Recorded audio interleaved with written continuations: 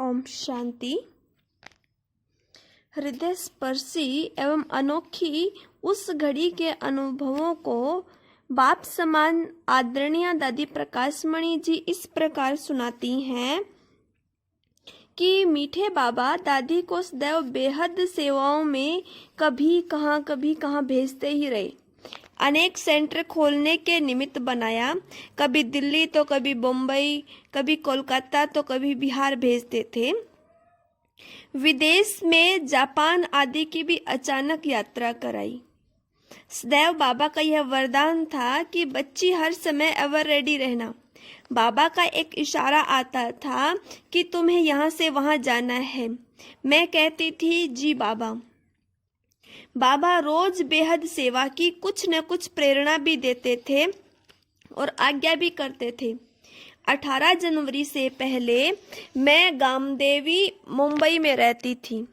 थोड़े दिन बाद ही मुंबई से बाबा के पास पार्टी लेकर आई थी। पार्टी लेकर चली गई। फिर और एक छोटी पार्टी लेकर 2 दिन के लिए मधुबन आई। उस समय दीदी इलाहाबाद के कुंभ मेले में गई थी। 14 जनवरी मकर संक्रांति पर वहां मेला लगता है। उस समय विशेष अर्ध कुंभ मेला था। जब मैं यहाँ मधुबन आई तो बाबा ने कहा, बच्ची तुम अभी आई हो, 2-4 दिन रुक जाना। बाबा कभी भी मुझे 2 दिन से ज्यादा रहने नहीं देते थे। मैं कभी कहती बाबा मैं 4-5 दिन रहूंगी तो बाबा कहते थे क्यों, कोई सेवा है क्या, क्यों यहाँ रहना है, नहीं सेवा पर चले जाओ, बादल भर के जाओ और वहाँ बरसो। जब बाबा ने खुद कहा 2-4 दिन रह जाओ तो मैंने कहा जी बाबा। मैं आई थी 14 जनवरी को और जाना था 16 को। बाबा ने कहा बेटी पार्टी को जाने दो, दीदी भी नहीं है, थोड़े दिन रह जाओ। उस समय मधुबन की सारी कारोबार दीदी ही संभालती थी। बाबा हर बात में हम बच्चों को अनुभवी बनाते थे। 18 जनवरी की सुबह बाबा ने मुरली नहीं चलाई। सवेरे से ही बाबा का स्वास्थ्य ठीक नहीं था। यज्ञ के इतिहास में और बाबा के तपस्वी जीवन में केवल यह एक ही दिन था जब बाबा ने प्रातः की मुरली नहीं चलाई थी, परंतु वे उस दिन सर्वोच्च स्थिति में स्थित थे। जब हमने डॉक्टर को बुलाने को कहा तो बाबा ने उसी मस्ती में कहा था कि बच्ची डॉक्टर क्या करेगा, मैं तो सुप्रीम सर्जन से बातें कर रहा हूँ। उसी दिन बाबा ने कहा लाओ आज बच्चों को पत्र लिखूं। बाबा के हाथ में थी वह लाल कलम जिसके सुंदर अक्षर सभी के दिलों को खींच लेते थे। बाबा ने सभी पत्रों के उत्तर दिए। बाबा ने लिखा था बच्चे एक मत होकर चलना है, एक की याद में रहना है और सदा शक्तियों को आगे रखना है, तभी सेवा में सफलता होगी। ये अंतिम पत्र कई बच्चों ने अपने दिल में छुपाकर रख लिए थे। कितनी सौभाग्यशाली थी वे आत्माएं जिन्हें स्वयं सृष्टि रचयिता ब्रह्मा ने अपने हस्तों से पत्र लिखे थे। दिन में बाबा अंगुली पकड़कर मुझे मधुबन का आंगन घुमाते रहे। उस समय ट्रेनिंग सेंटर बन रहा था। बाबा मेरी उंगली पकड़कर दिखा रहे थे। दिन का भोजन कर बाबा ने विश्राम भी किया। शाम के समय कोई पार्टी आई थी, बाबा उनसे भी मिले। फिर उस दिन बाबा ने कहा आज रात का भोजन थोड़ा जल्दी कर लेते हैं। उस दिन रात बाबा ने 7:30 बजे भोजन किया। वैसे तो रोज 8:30 बजे भोजन करते थे। भोजन के बाद बाबा रात्रि क्लास में भी आए। क्लास में बाबा ने शिक्षाओं भरी मधुर मुरली सुनाई। उस दिन बाबा 8 बजे ही क्लास में आए और साकार रूप के वे अंतिम महावाक्य तो दिल में समाने जैसे हैं। बाबा ने कहा था बच्चे सिमर सिमर सुख पाओ, कलह कलेश मिटे सब तन के, जीवन मुक्ति पाओ। बच्चे निंदा हमारी जो करे, मित्र हमारा सोए। तुम्हें किसी की भी निंदा नहीं करनी है और किसी से वैर विरोध नहीं रखना है। इस प्रकार याद की यात्रा पर बल देते हुए यज्ञ पिता बाबा खड़े होकर गेट की ओर चले और फिर गेट पर रुक गए। बोले बच्चे निराकारी, निर्विकारी, निरहंकारी बनो। जैसे बेहद का बाप संपूर्ण व सदा निर्विकारी है, सदा निराकार है, निरहंकारी है, वैसे ही बच्चों को भी बनना है। फिर उस अंतिम घड़ी के पूर्व बाबा के मुख से ये शब्द निकले, अच्छा बच्चे विदाई। ये शब्द बाबा ने केवल उस रात ही बोले थे जब बाबा साकार तन से बच्चों से सदा के लिए विदाई लेने जा रहे थे। नहीं तो बाबा सदा बच्चों को गुड नाइट ही करते थे। मेरा अटेंशन गया, पर बाबा ऐसा कहकर बहुत साइलेंस में सीधे अपने कमरे में गए। बाबा बहुत साइलेंस में थे, किसी से कुछ बोले ही नहीं। सदैव बाबा मुरली के बाद गद्दी पर बैठते थे, लेकिन उस दिन बाबा सीधे जाकर पलंग पर बैठ गए। अधिकतर मैं रात के समय कभी बाबा के कमरे में नहीं जाती थी। उस दिन मालूम नहीं मुझे ख्याल आया कि बाबा से गुड नाइट करूं। अभी जो शशि बहन का नया ऑफिस और मेडिकल विंग का ऑफिस है, वहाँ उस समय मेरा बेडरूम था। मैं बाबा के कमरे में गई, देखा तो बाबा पलंग पर बैठा है। मुझे देखकर बाबा ने कहा, आओ बेटी आओ। मैं संकोच कर रही थी कि अंदर जाऊं या ना जाऊं, क्योंकि बाबा पलंग पर थे तो शायद जल्दी सोना चाहते होंगे। बाबा ने मुझे फिर बुलाया। जब बाबा ने दोबारा बुलाया तो मैंने देखा बाबा बहुत साइलेंस में थे, कुछ बोले नहीं। मैं भी बाबा को देखती रही, कुछ बोली नहीं।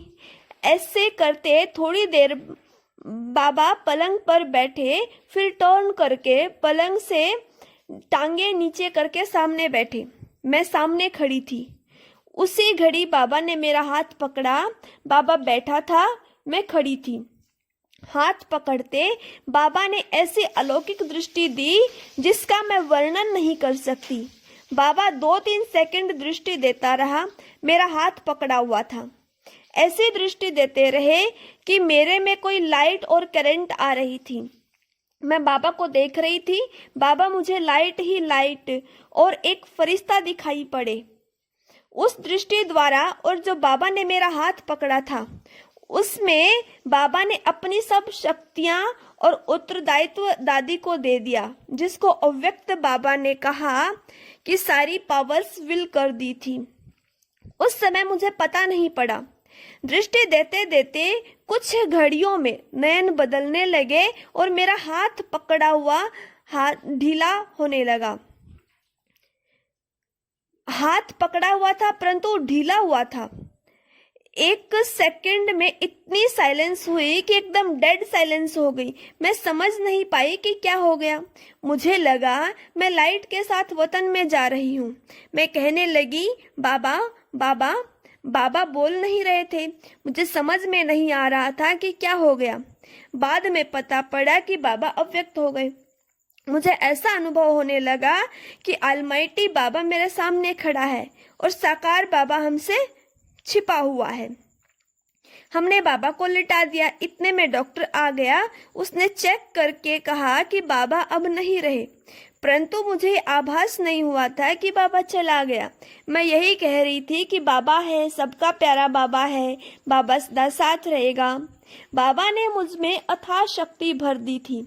मैं सब जगह फोन कर कह रही थी। मैं कहती थी, ड्रामा की भाभी, ड्रामा याद है, बाबा अव्यक्त हो गए। जो भी आना चाहे भले पधारे, कोई भी आंसू न बहाए, बाबा तो अभी भी हमारे साथ है। बाबा ने हाथ में हाथ देकर मेरी हिम्मत बढ़ा दी थी। मैं अडोल थी। मुझे ये संकल्प मात्र भी नहीं आ रहा था कि क्या हो गया या अब क्या होगा। ना मेरी दिल ही भरी, ना ही मेरे नयन भरे। मुझे पूर्ण विश्वास था कि हमारी पढ़ाई तो अंत तक चलती रहेगी।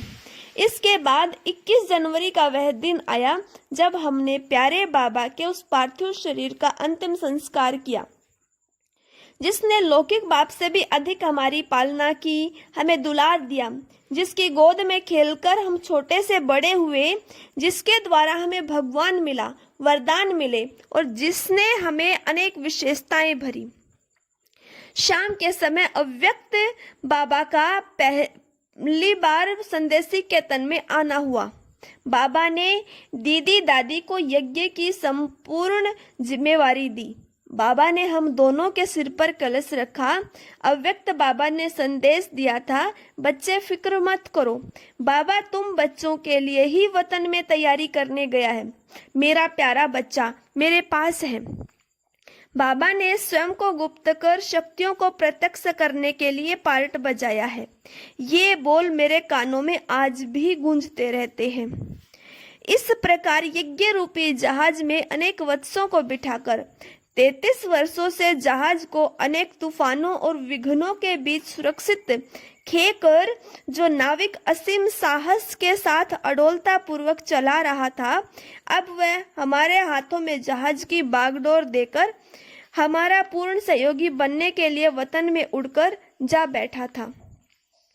मुझे ये आभास रहता है कि बाबा सदा मेरे साथ है, वही सब कुछ करा रहा है। मेरे ऊपर उसी की छत्र छाया है, वही मेरे कंधों पर है, मेरे नयनों में है। मुझे बाबा की दिव्य प्रेरणाएं प्राप्त होती हैं। हम तो उनकी भुजाएं हैं, वही अपनी भुजाओं को चलाता है। कोई भी यज्ञ का बड़ा कार्य आता है तो मैं स्वयं को निमित्त समझती हूँ, मुझे कभी बोझ महसूस नहीं होता।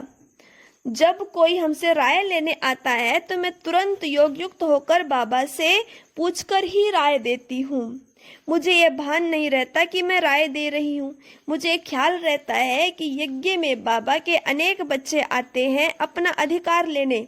सभी बच्चे अपना अधिकार लेकर ही जाएं। ओम शांति। यह अनुभव यहीं पर समाप्त होता है। ऐसे ही रोज प्रेरणादायी अनुभव सुनने के लिए प्लीज चैनल को लाइक और सब्सक्राइब करें। ओम शांति।